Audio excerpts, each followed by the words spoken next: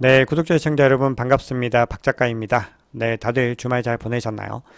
주말 동안에 비트코인이 제법 무빙이 좀 있었습니다. 움직임이 상하로 좀 크게 움직이긴 했는데 결국 또 거의 횡보 수준으로 지금 장을 마감을 했습니다. 그래서 지금 가격이 계속해서 지지부진한 움직임들을 이어가고 있는데 이 가격이 어떻게 움직이게 될지에 대해서 또 여러 가지 이야기들을 나눠보겠습니다. 한 주가 또 새롭게 시작되었으니까요. 힘차게 시작하시기 바랍니다. 네, 카카오톡에서 크립토 트렌드랩이라는 커뮤니티를 운영하고 있습니다. 현재 1, 2, 3번 방, 3개의 방을 운영하고 있는데요. 아마 이거를 조만간에 좀 비공개로 전환할 가능성이 높습니다. 그래서 관심 있으신 분들은 늦지 않게 참여를 해주시면 투자에 작은아마 도움이 되실 것 같습니다. 자, 오늘 내용이 도움이 되셨다면 구독, 좋아요, 알림 설정, 댓글 정중하게 부탁드리겠습니다. 네, 이번 주에 발표되는 중요한 경제 지표에 대해서만 좀 언급을 드리겠습니다. 네, 이번 주에 주목하셔야 되는 거는 어떻게 보면 가장 중요한 지표라고 할 수 있죠. 소비자 물가 지수, 그리고 근원 소비자 물가 지수, 그리고 소매 판매, 생산자 물가 지수 이렇게 네 가지 지표를 주의하셔야 되고요. 자, 여기서 어떤 물가의 추이들이 좀 명확해질 가능성이 있기 때문에 그 다음 주에 있을 FOMC 미팅에서 이 금리 결정에도 영향을 미칠 것이다라고 시장은 예측하고 있습니다. 네, 그리고 다음 주 19일에서 20일에는 연준의 9월 FOMC 정례 회의가 있습니다. 여기서 이제 금리를 결정을 하게 되겠죠. 그래서 제가 앞서 말씀드렸던 것처럼 13일에 발표되는 물가 지표가 굉장히 좀 중요한 소스가 될 것으로 보입니다. 자, 그리고 최근 들어서 경제 지표가 좀 강한 모습을 보이고 있죠. 그래서 연준의 긴축 기조가 지금 장기화할 수 있다는 우려가 나오고 있습니다. 거기다가 지금 유가가 계속해서 지금 오름세를 이어가고 있기 때문에 이게 인플레이션에 굉장히 많은 영향들을 좀 미칠 수밖에 없는 상황이다라고 볼 수가 있죠. 네, 그래서 앞서 장표를 한 번 더 보여드리면 지금 소비자 물가 지수가 아마도 지난달에 0.2%에서 상승률이 0.6%로 좀 더 상승하지 않을까라는 전망이 나오고 있고요. 이거를 또 연간으로 봤을 때도 3.2에서 3.6으로 일단 상승세가 더 올라가는 것으로 지금 나오고 있습니다. 그래서 지금 이게 월별로 봤을 때는 지난해 6월 이후로 지금 14개월 만에 가장 높은 상승률을 기록할 가능성이 있다. 지금 이렇게 나오고 있거든요. 거기다 연간으로 봤을 때도 아마 5월 이후로 최고치를 기록할 것이다라는 전망이 나오기 때문에 지금 연준의 입장에서는 굉장히 좀 압박을 받게 될 가능성이 있습니다. 자, 그럼에도 불구하고 시장은 이번 달에 금리를 동결할 가능성을 93%로 사실상 기정사실화하고 있고요. 11월 달에도 금리를 동결할 것이다 라는 전망이에요. 제가 금요일 영상에서 보여드렸을 때는 45%까지도 거의 내려왔었는데 다시 56.5%로 지금 가능성을 훨씬 더 동결에 높게 두고 있습니다. 그래서 결국 시장이 전반적으로 이번 주에 있을 소비자 물가지수와 다음 달에 있을 FOMC 미팅에 주목할 것이기 때문에 가격이 계속해서 지지부진한 움직임을 이어갈 가능성이 높다고 볼 수 있습니다. 네, 그럼 비트코인 차트를 보겠습니다. 네, 비트코인 차트가 어제 제법 움직임을 이어갔고 저희 커뮤니티에서도 뭔가 하방으로 내리꽂을 것 같다라는 이런 의견을 개진하시는 분들도 계셨는데요. 사실 이 정도 움직임들은 늘 나오는 움직임들이라고 볼 수가 있죠. 보시면은 굉장히 무빙이 컸지만 대부분 가격대로 다시 돌아왔습니다. 어제도 거의 비슷한 움직임이었는데요. 그래서 가격은 25.8K로 마감을 했습니다. 그런데 이런 지지부진한 구간들이 이어가면요, 또 위든 아래로든 분명히 큰 움직임이 한번 나올 수 있습니다. 지금 보시면은 이렇게 무빙이 생겨나게 되죠. 그래서 이게 위쪽을 향하게 될지 아래쪽을 향하게 될지를 조금 더 지켜보셔야 되는데 가격에 대한 여러 전망들은 뒤에서 좀 알아보도록 하겠습니다. 네, 어제 비트코인은 0.33% 하락으로 마감을 했고요.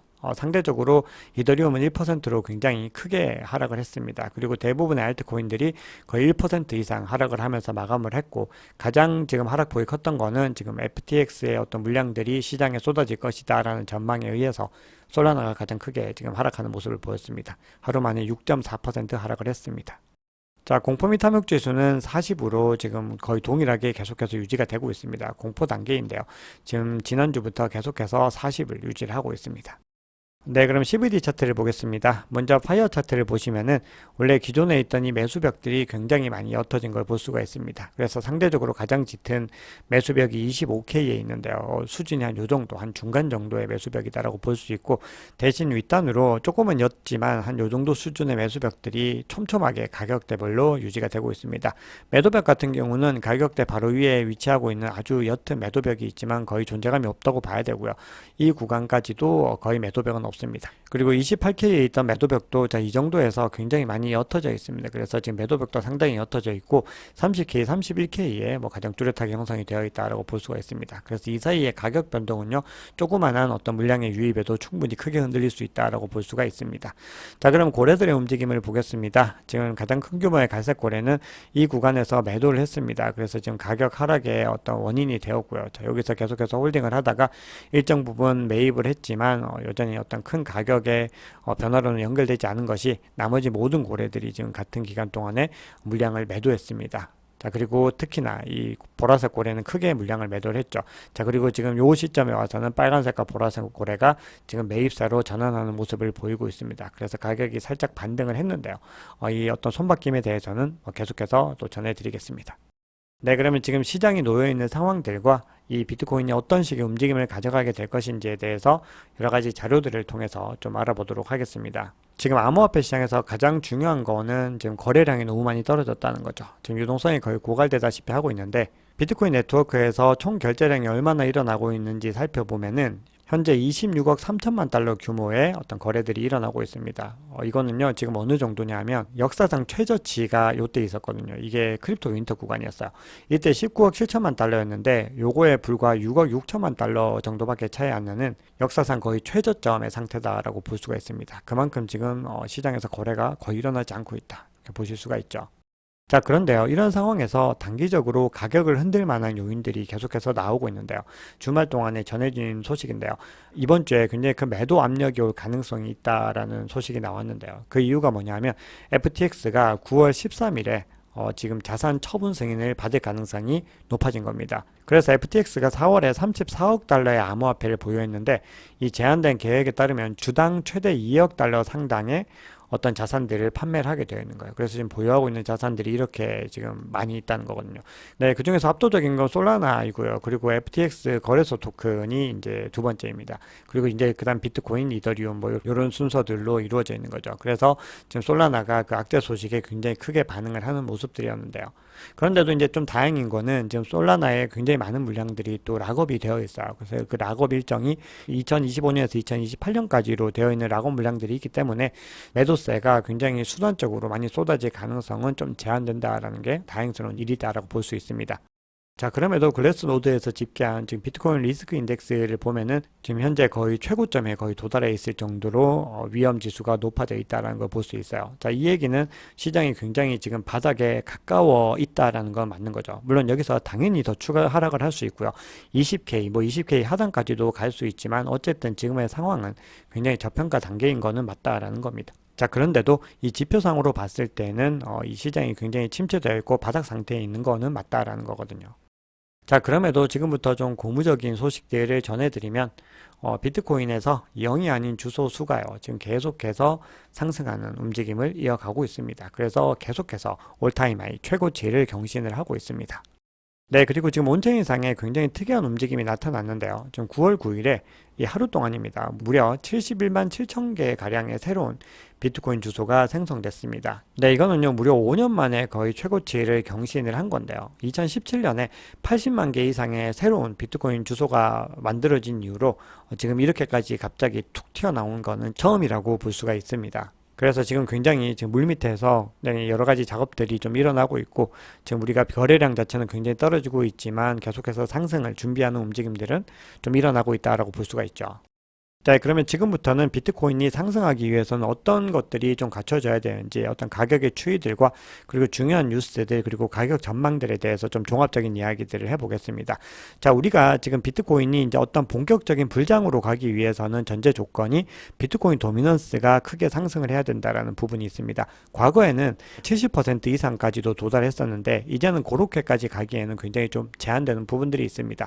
왜냐하면은 메이저 알트들이 굉장히 성장했고 무엇보다 스테이블 코인이 굉장히 많이 시장이 점유율이 늘어났다라는 거거든요.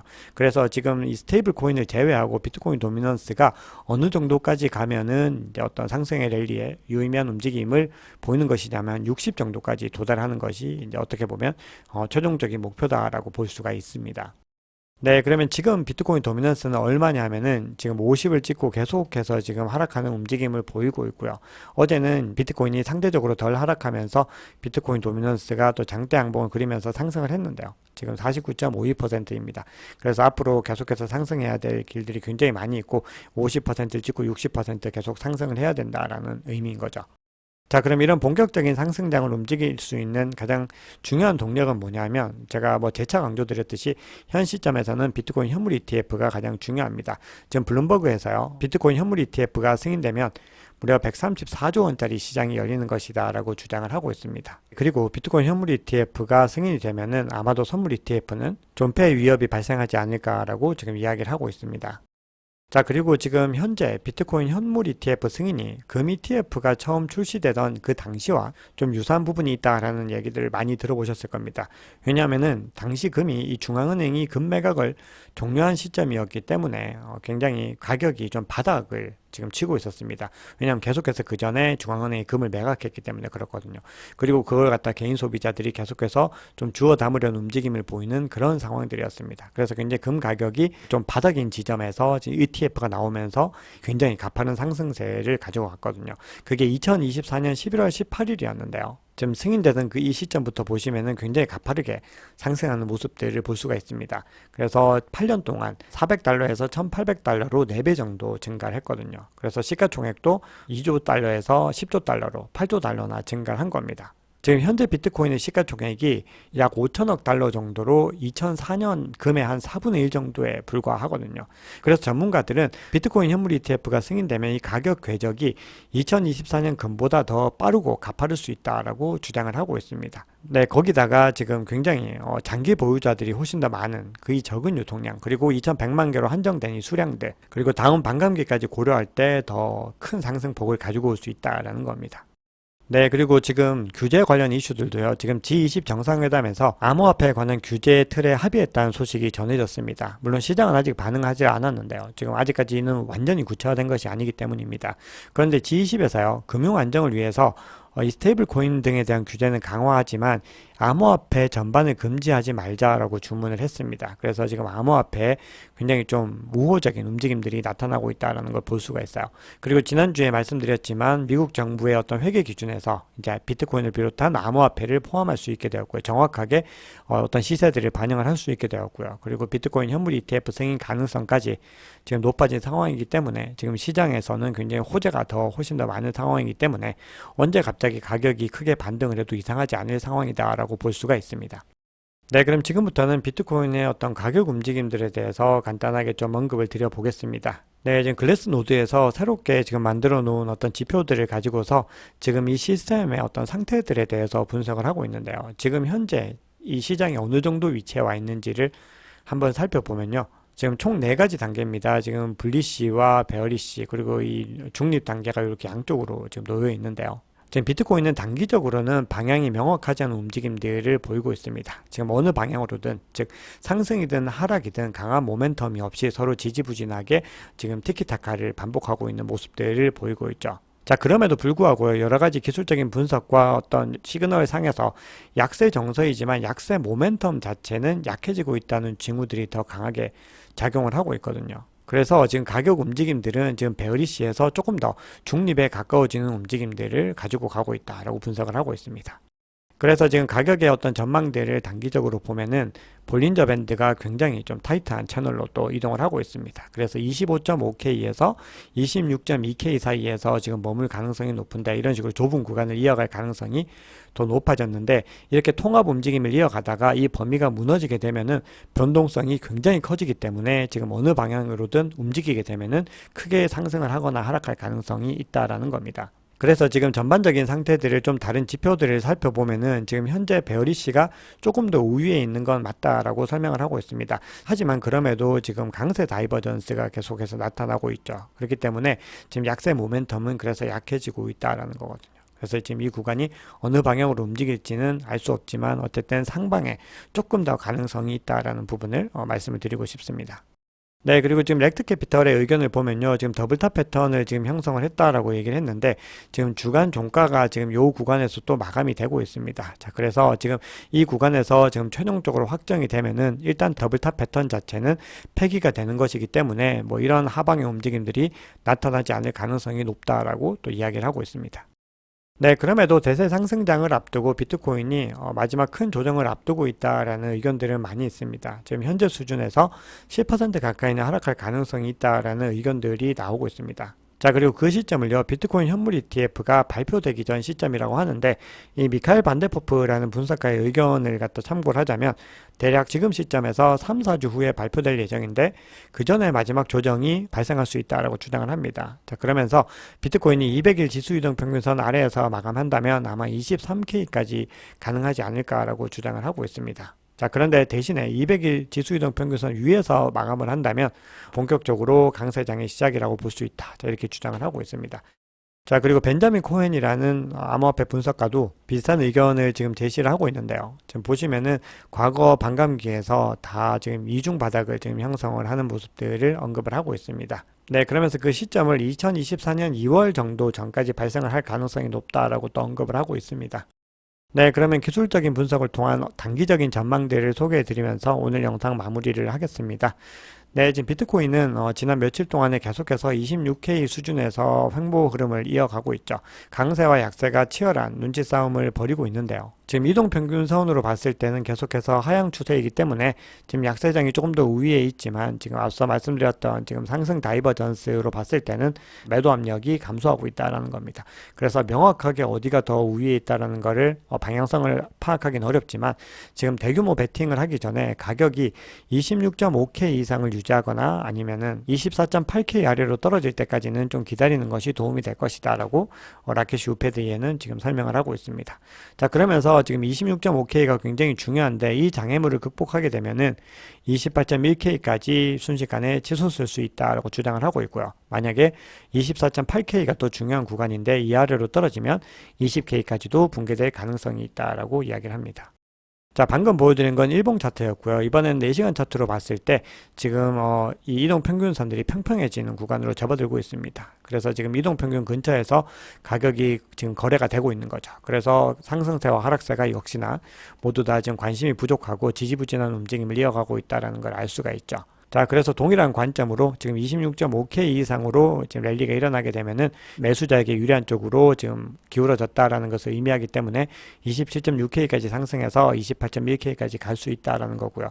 만약에 지금 25.3K 아래로 떨어지게 되면은 매도세가 25.1K까지 다시 갈 수 있고 만약에 그 구간이 떨어지면은 24.8K, 20K까지도 순차적으로 갈 수 있다라고 주장을 하고 있습니다. 네, 오늘 준비한 얘기는 여기까지입니다. 여러분 영상이 도움이 되셨다면 구독, 좋아요, 알림 설정, 댓글 정중하게 부탁드리겠습니다. 지금까지 박 작가였습니다.